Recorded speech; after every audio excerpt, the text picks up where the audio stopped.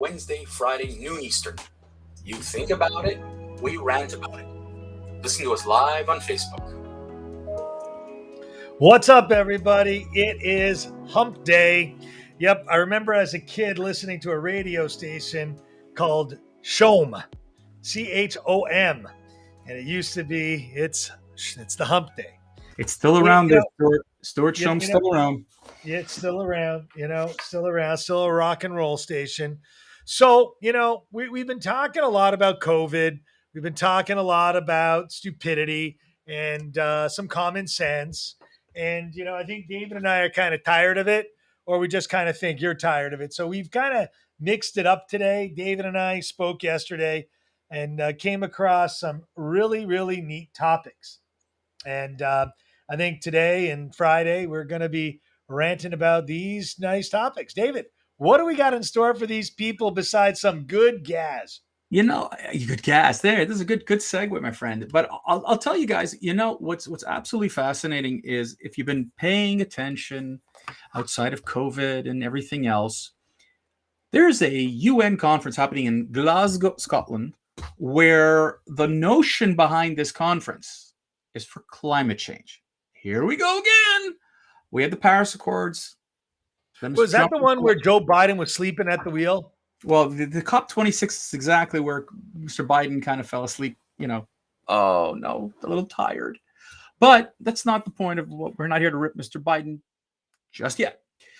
The problem with these conferences, aside from the weird optics that all of these people come in multiple planes and talk about cutting emissions and all that, once again, promises are being placed on a table to hit targets in 30 years from now, 40 years from now, 50 years from now.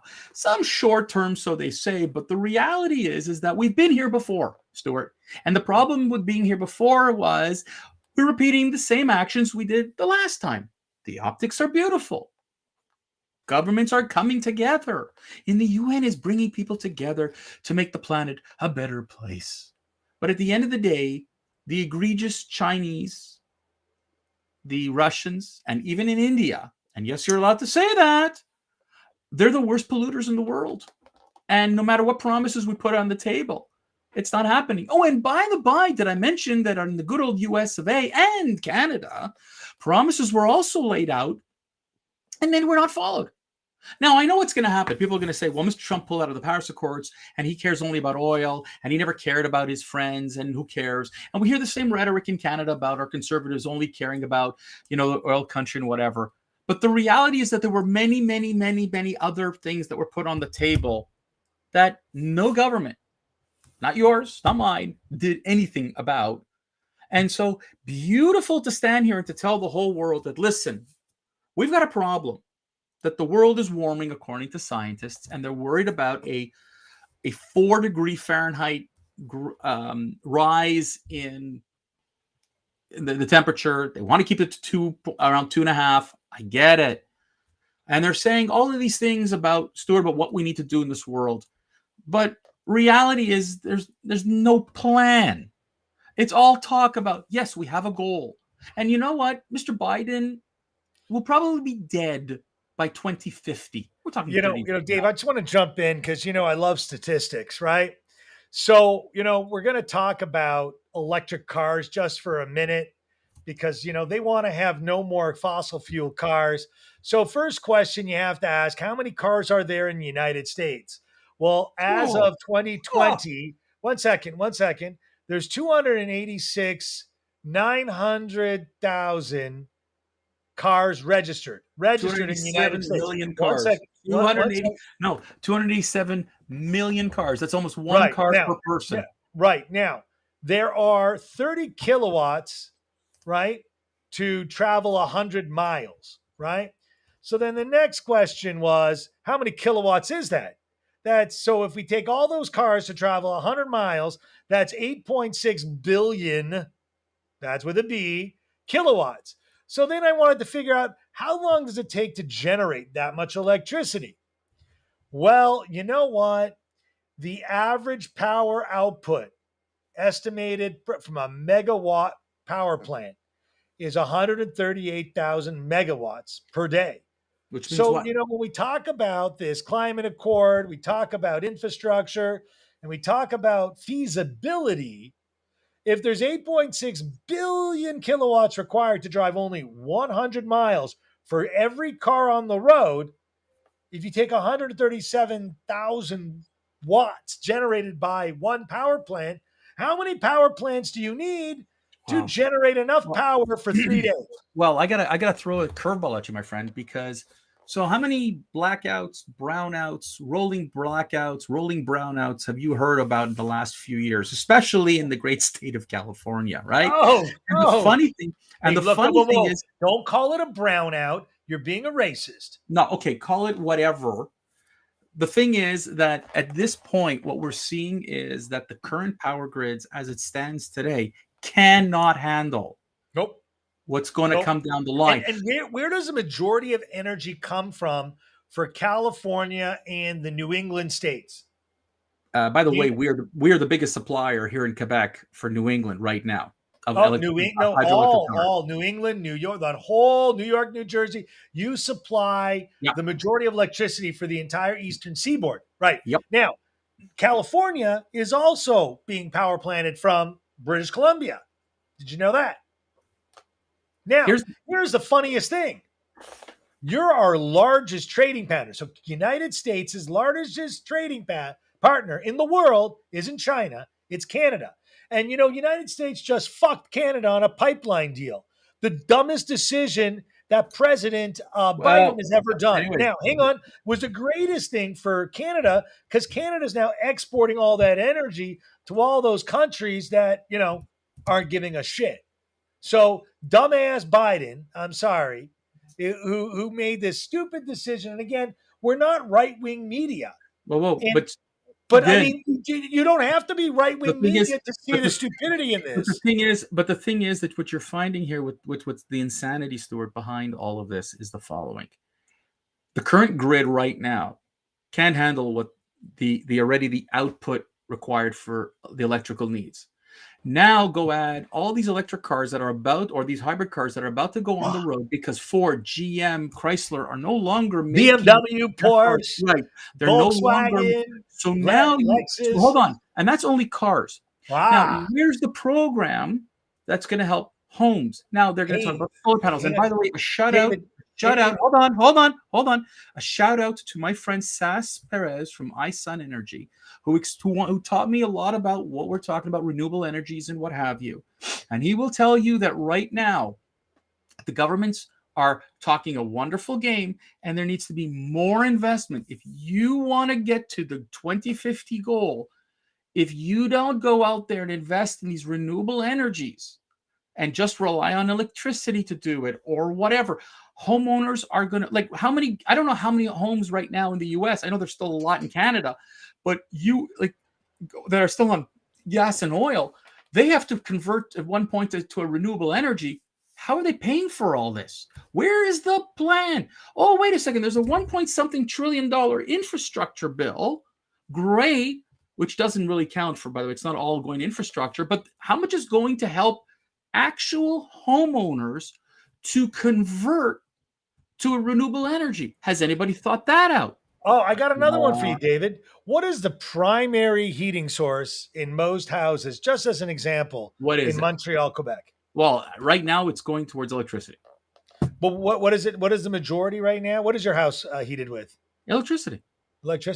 So our house in Canada was natural gas. No, but that those days are long gone, man. See, that's the thing. The Quebec government subsidized homes to make the move to new energy. This is the problem: is that if you are going to go towards a greater, climate change that you want over the next 30 years, you need to set up the infrastructure today to convert homes, businesses, to a more easier to manage renewable energy. And on top of it all, your infrastructure, your grids and everything has to be able to handle all of this.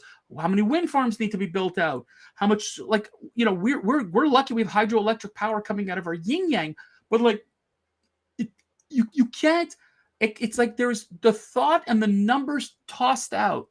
We've seen this. If you do nothing, nothing will happen. It's not going to be magic. And no one has the intestinal fortitude right now in any government to sit there. Let me remind you guys about how bad planning works. Bad planning works, Stuart, if you don't mind. Bad planning works when, okay, COVID, when people were told you need more respirators and the government said, no, we won't. We can't afford it. We don't have the plan in case of a pandemic. And then look what happened last year. You're about to have, not a pandemic, a global nightmare. If you really are intending to do this in the next 30 years, which I don't believe China, Brazil, and others who's going to, which one of these politicians is going to be living in 30 years? Oh, Stuart, listen, Trudeau's going to be probably about 80. So, but I don't think he's going to care. My point is this. It's sickening that you're using this once again. And we saw this in I didn't hear it in your campaigns, but in our campaigns, in the environment was a hot topic, and people were asking, Trudeau, well, what is he going to do? And he was called out on all the lack of promises that he kept and was asked numerous times. Shout out to Terry Roberts, my friend here in Montreal, who pointed this out. He goes, what engineering firm goes into a project without a plan? And here the governments are saying, we're going to go do all these wonderful changes. We promise you we're going to cut, and here was one of them, we're going to cut methane by 30% by 2030 as compared to 2020 levels. But what you never ever hear is how. How are you going to do that? What happens if China, who's egregious in a lot of these areas, India... Well, hang on. No. China and Russia are the largest producers of greenhouse gases. By the way, do you know that Australia has rejected the idea of joining this thing? So if you're talking Russia, China, India, right, which is, you're talking about a significant percentage of the population, right? And if they're not in, okay, it's not like there's the problem is that right now it's as bad as trying to try to get 200 Put countries. A finger in a dike. Pretty much. Try to get 200 countries to work together on anything is impossible. Getting the G7, the 7 most powerful or G8 economies to work together, you see what it challenges it's like. So now go at so much. It's ridiculous. This whole thing right now today is we're using this as a political weapon again, that if in fact, the things are, you don't have to agree with the concept of the climate change. Let's pretend for argument's sake that you don't agree with climate change. But we are seeing cars going towards the hybrid and electrical models, right, Stuart? Yep. Then how in the hell are we going to power those cars? Where are the power stations going to be on the road? You've got gas stations at every, God knows where. Where's the infrastructure to support electrical cars? The concept is that they're going to take our gas stations and turn them into power stations. But the problem is the power stations that they want to create, which we're going to, just for this conversation, call them power gas stations, are going to need power plants to generate enough electricity to fill a demand for this electric power. Where is the money going to come to convert these gas stations? Then the amount of money to remove the gas tanks that are underground, that every so many years they have to be dug out.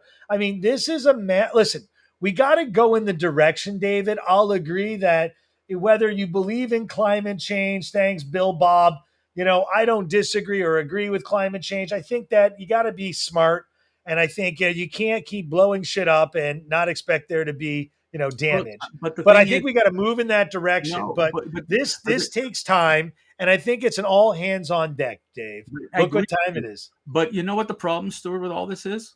What's the problem? Again, words, no action. And that's where I'm saying. Isn't that the definition of a politician? I guess. Ladies and gentlemen, we've reached our quarter hour. We're going to blow out of here. Have yourselves all a great week. Enjoy the week. Hopefully hump day is going to be, is good to you. We'll catch you all, guys, on Friday, noon Eastern, live or listen to us recorded on Facebook.